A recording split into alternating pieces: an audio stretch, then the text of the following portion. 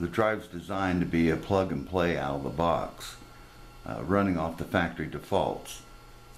Factory default on RPM is only 1750, so the pump would only run about half speed. So what we're going to do is enter the programming mode. The information we'll need all comes from the motor plate from the pump. And so we hit the shift and the program key. We've entered the programming mode. We're going to scroll, and we increase this by hitting the shift key. Let go of the shift key and it goes slow.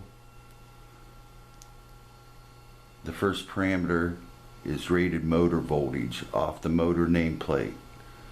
Right now it's at 230 volts. If this was different than the motor you have, but if the drive was ordered properly, it should be fine. You would hit the shift key and the parameter 509 flashes. Then by hitting the increase or the decrease, up and down arrows, we could change this to what we want. We hit enter and it's stored. We go to parameter 510, which is the next one. It's a rated motor amperage, full load amps, right off the motor. It's set from the factory at max amps for the drive. So we would hit the shift key, use up and down arrows to change the amperage to what's on the motor nameplate, and then hit enter. We would then move to 511, which is the RPMs. Hit the shift key, the parameter starts flashing, and then we would scroll through. So we'll put the max RPMs for this motor into the drive. Not that we're going to run at full speed, but we want that kind of range in order to tune it into the facility.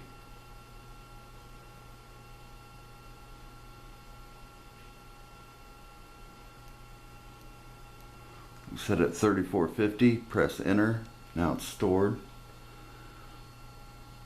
We hit the increase, up arrow, move to 515, hit the shift key, the parameter starts flashing, and put in the power factor off the motor nameplate. It's set from the factory at 0.80. Power factor is always going to be 1 or below. Nothing's ever at 1. We put that in, we hit enter. Now we're going to go to parameter 802. We hit the increase, the shift key to speed it up.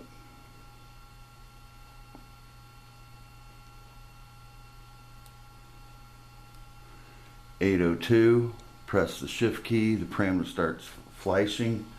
We're going to set this on auto start. And we see auto start, press enter. The reason for putting on auto start, if there's a power loss, when the power returns, the drive will automatically start up and the pump will then run again. That way you don't have to manually restart the pump. At this point, that's really all we need in order to run this drive.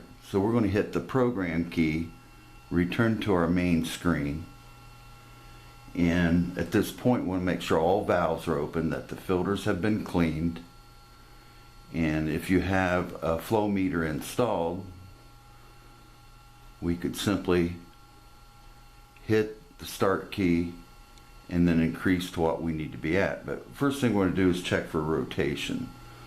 So when we hit the start key, it's at 0 speed. We just put it up a couple tenths, see which way from the rear of the pump, the rear of the motor, make sure it's the same as the rotation arrow that's on the pump. If it would be turning the wrong way, we're going to hit the stop key. We're going to power down the drive and the pump, wait 5 minutes, reverse 2 lines in the drive to the pump, and then we're going to fire the drive back up, and we'll check the rotation again by hitting the start. We're only at 0.2 of a hertz. Make sure it's turning the right way, and then we'll go on from there. At this point we start to drive. We can increase the speed.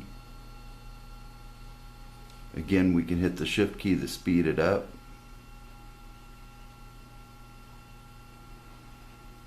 And we're going to take this up to where we need to be for the gallons per minute for that facility. We're at 60 hertz there.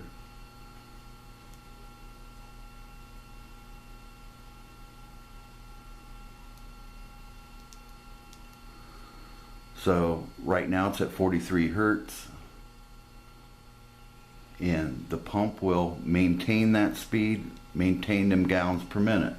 Now you could add on 5% to this for the filters getting dirty, so it would stay above the gallons per minute you need the pump to run at. If we hit the stop key, the pump stops, everything goes to 0. We hit the green forward key or on key, it's going to turn the right rotation, it's going to go back to 43 hertz, and it'll maintain that speed and that flow. This is the most simplistic, a fixed speed 24 hours a day,